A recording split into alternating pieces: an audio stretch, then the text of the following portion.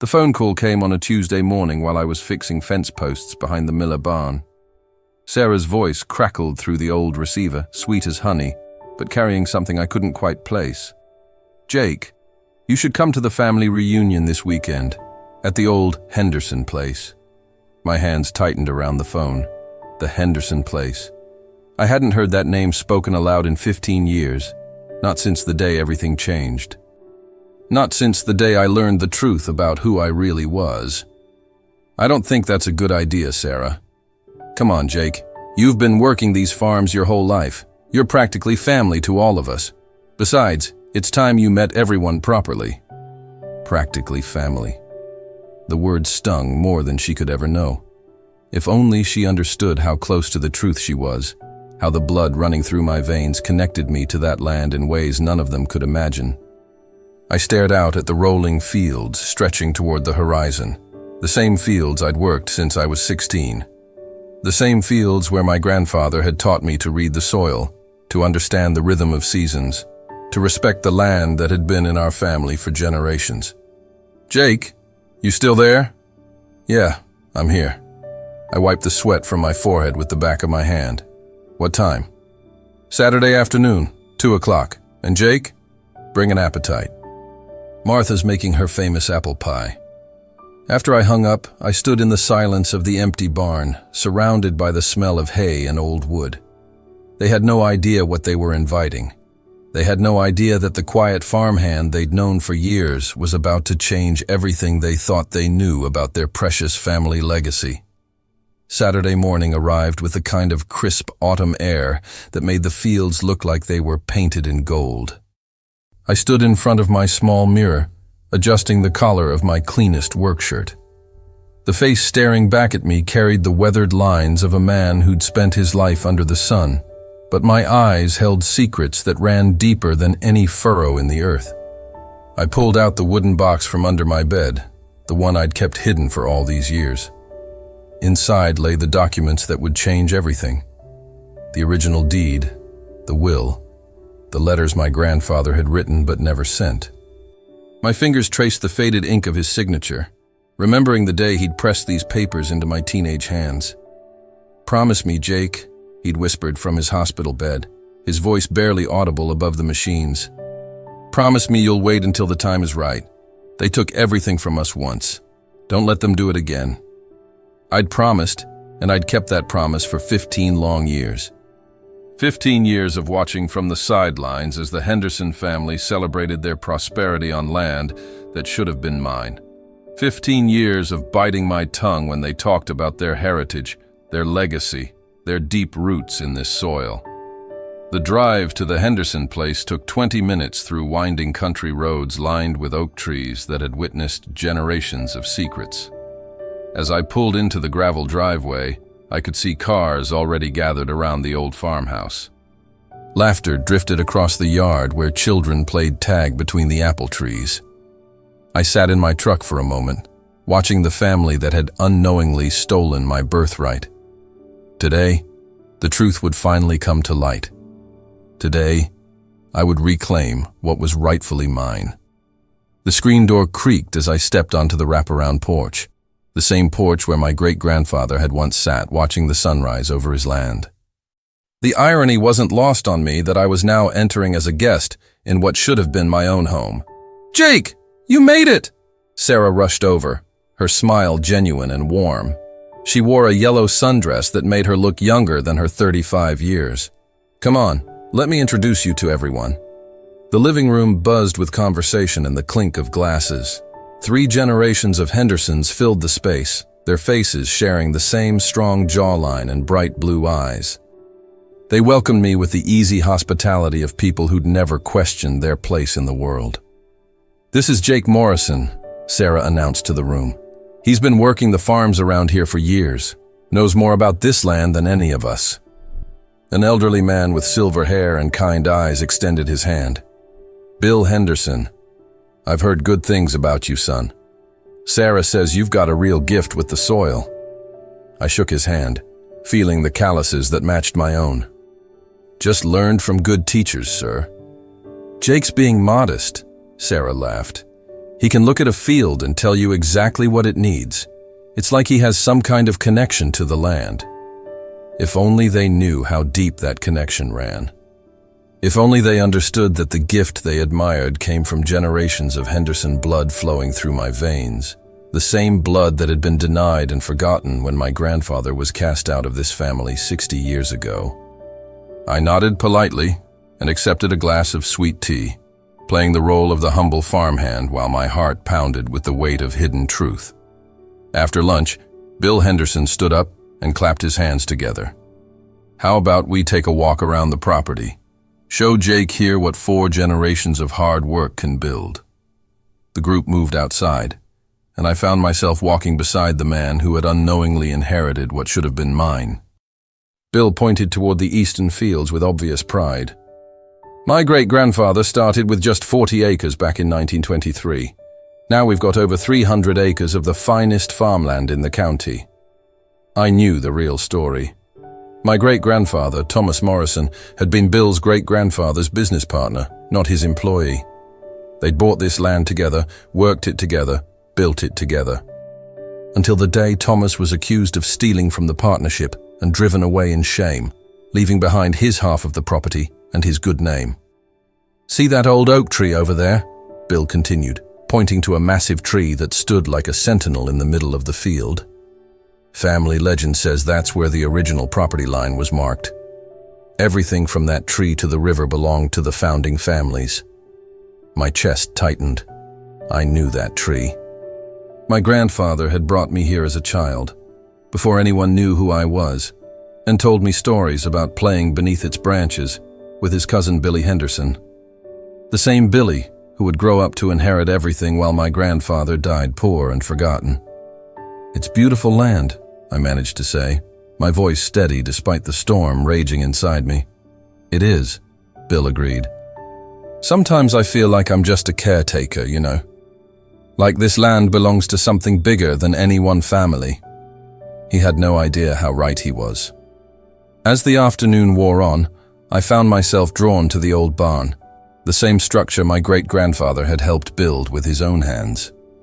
The family continued their reunion on the lawn, but I needed a moment alone with the ghosts of my past. Inside the barn, dust motes danced in shafts of sunlight streaming through the gaps in the weathered boards. The smell of hay and old wood transported me back to childhood visits with my grandfather, back when he still had hope that someday the truth would come out. "Jake?" Sarah's voice startled me from my memories. She stood in the doorway, silhouetted against the bright afternoon light. "You okay? You seem a little distant today." I turned to face her, this woman who had become my closest friend over the years, who had no idea that every kindness she'd shown me was built on a foundation of lies. Just thinking about family, I guess. Days like this make you reflect on where you come from. She stepped closer, her expression softening. "I know you don't talk much about your family, but you should know that you have one here, Jake. We all care about you." The sincerity in her voice almost broke my resolve. These people weren't evil. They weren't the villains in some grand conspiracy. They were good people who had inherited a lie and never questioned it. But that didn't change what had been stolen from my family. "Sarah," I said carefully, "what if everything you thought you knew about your family history was wrong? What if there were secrets that changed everything?" She laughed softly. "I guess I'd want to know the truth, no matter how difficult it might be." I nodded, feeling the weight of the documents in my jacket pocket. The time was coming. The sun was beginning to set when Bill Henderson called everyone together on the front porch for what he called the annual family toast. 3 generations gathered in a semicircle, glasses raised, faces glowing with contentment and belonging. "To the Henderson family," Bill began, his voice carrying the authority of a patriarch. "To the land that has sustained us, the legacy that defines us, and the future we're building together." The words hit me like physical blows. Legacy, future, family, everything that should have been mine, everything that had been stolen from my grandfather and passed down through generations of lies. And to the friends who have become family, Bill continued, nodding toward me. "Jake, you've shown us what it means to truly love this land. You're welcome at this table any time." Welcome at this table, as a guest, as a charity case, as someone grateful for their generosity.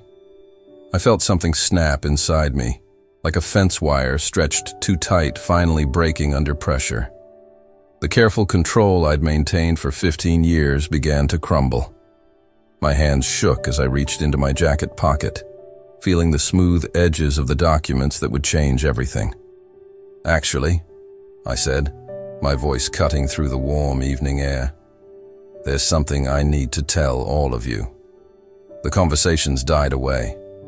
Every face turned toward me, curious and expectant. Sarah's eyes held a hint of concern, as if she sensed the storm that was about to break.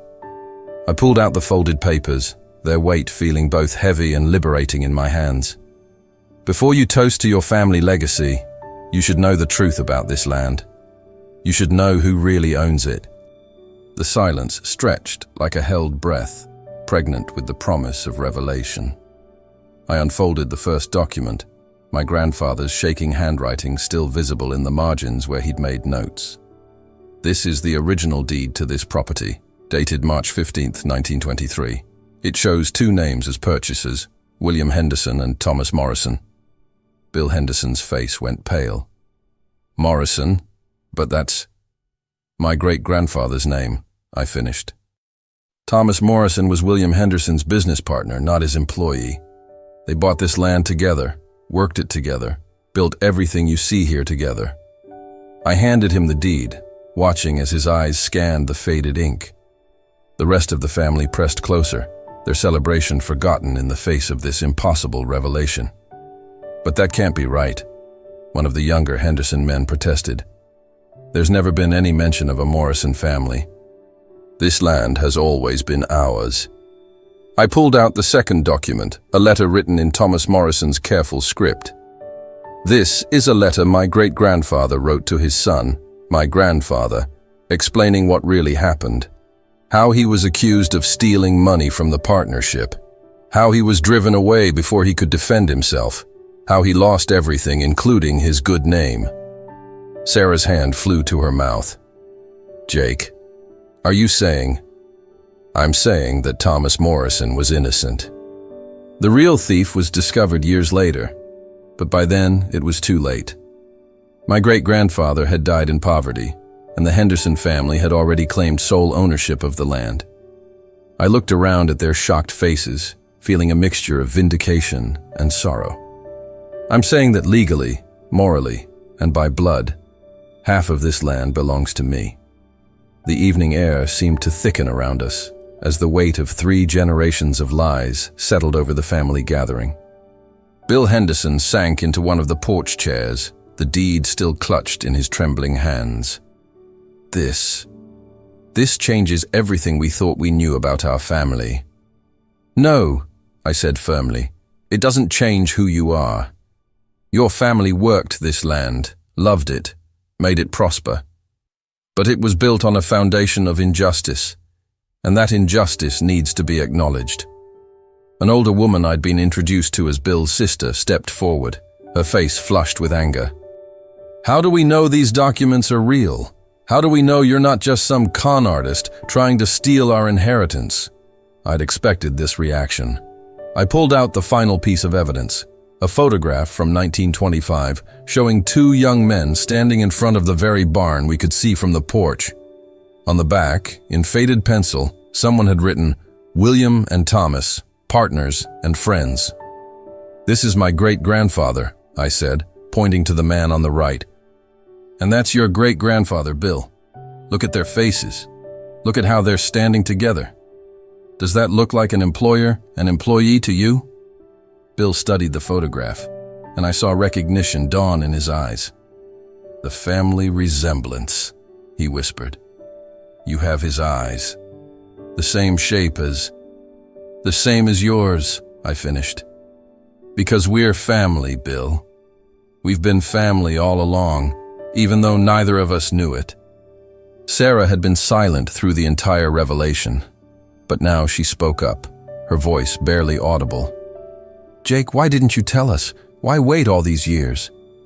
I looked at her, this woman who had unknowingly befriended the heir to her family's land.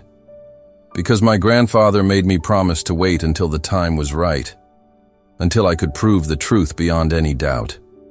The family stood in stunned silence as the implications of my revelation sank in. I could see the calculations running through their minds: property values, legal battles, the potential loss of everything they'd considered their birthright. "What do you want?" Bill asked finally, his voice heavy with resignation. "Are you here to take our home? To destroy our family?" The question hung in the air like smoke from a dying fire. This was the moment I'd imagined for 15 years, the moment when I would finally have the power to reclaim what was stolen. But looking at their faces, Sarah's tears, Bill's defeated posture, the children who had stopped playing to watch the adults with confused eyes, I felt something unexpected. Compassion. "I don't want to destroy anything," I said slowly. "I want justice, but not revenge. I want acknowledgement, but not devastation." I walked to the porch railing and looked out over the fields that had shaped my entire life. "This land has been good to your family. You've been good to this land. But my family deserves recognition too. We deserve to have our name restored, our contribution acknowledged." Bill stood up, his legs unsteady.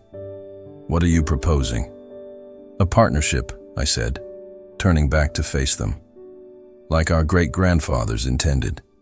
Legal recognition of my family's claim, but also recognition that you've been the stewards of this land for 3 generations. We can work together to honor both our legacies."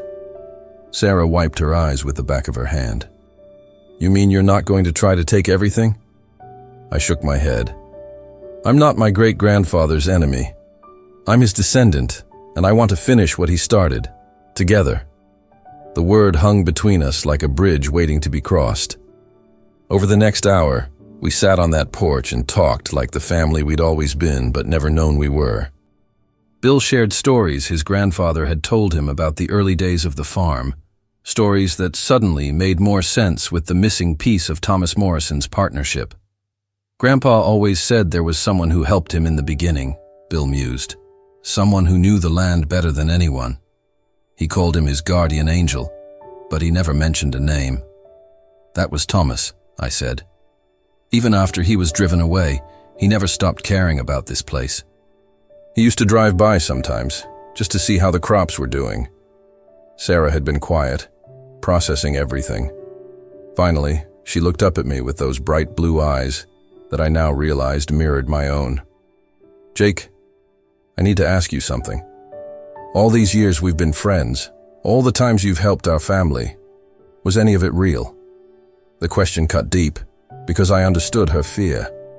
She was wondering if our friendship had been built on deception, if every kindness I'd shown was part of some elaborate scheme for revenge.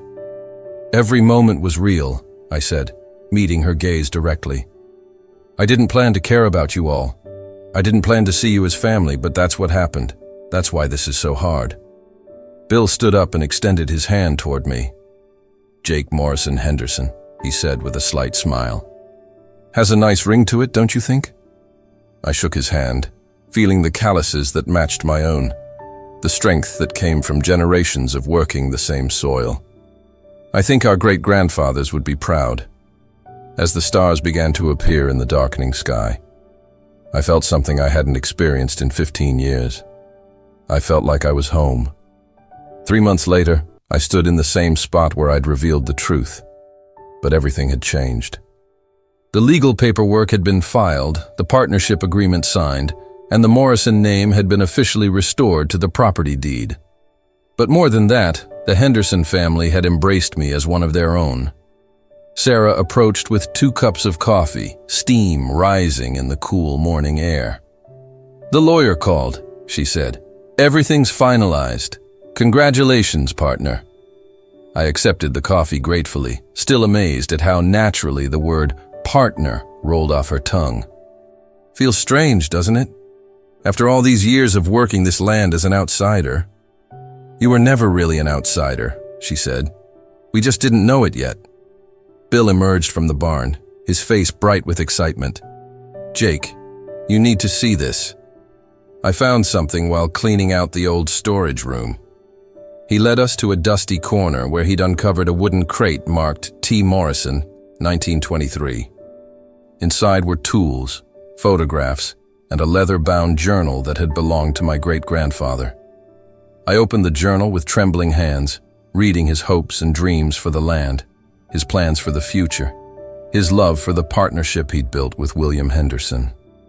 On the final page, written in his careful script, were the words that brought tears to my eyes. "Someday, God willing, our families will be reunited. Someday, the truth will heal what lies have wounded. Someday, the Morrison name will return to this blessed land." I looked up at Bill and Sarah, these people who had become my true family. "Someday is today," I whispered. The morning sun cast long shadows across the fields that now bore both our names, and for the first time in my life, I felt complete. A year has passed since that life-changing family reunion, and I'm writing this story from the front porch of the house that now legally bears my name alongside the Henderson family. The seasons have turned full circle, and with them, so has my life. The farm has prospered under our true partnership. Bill and I have combined our knowledge and resources, implementing new sustainable farming practices that honor both tradition and innovation.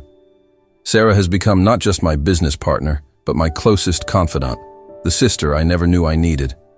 Last week, we held our first annual Morrison-Henderson family reunion. Children played beneath the old oak tree where the original property line was marked, their laughter echoing across fields that have finally found peace. We told them the story of their great-great-grandfathers, the partnership that was broken, and the family that was reunited. I've learned that justice doesn't always require destruction. Sometimes it requires courage. The courage to speak truth, the courage to forgive, and the courage to build something new from the ashes of old wounds. My grandfather's promise has been kept. The Morrison name has been restored, not through revenge or bitterness, but through love and understanding. The land that was stolen has been returned, not through legal battles, but through family bonds that proved stronger than decades of lies. As I sit here watching the sunset paint the fields in shades of gold, I think about the phone call that started it all, Sarah's invitation to a family reunion that changed everything. Sometimes the most important journeys begin with a single step into the unknown. The truth has set us all free, and in freedom, we've found something more valuable than land or legacy. We've found each other. Thank you so much for listening to this story of hidden truth, family secrets, and the power of forgiveness. I hope it touched your heart as much as it touched mine to share it with you. Please let me know in the comments where in the world you're listening to this story from. I love connecting with listeners from all corners of the globe. And if this story moved you, please consider subscribing to the channel for more incredible tales of family, truth, and the unexpected ways our lives can change in a single moment. Until next time, remember that sometimes the most powerful revelations come not from what we take, but from what we choose to share.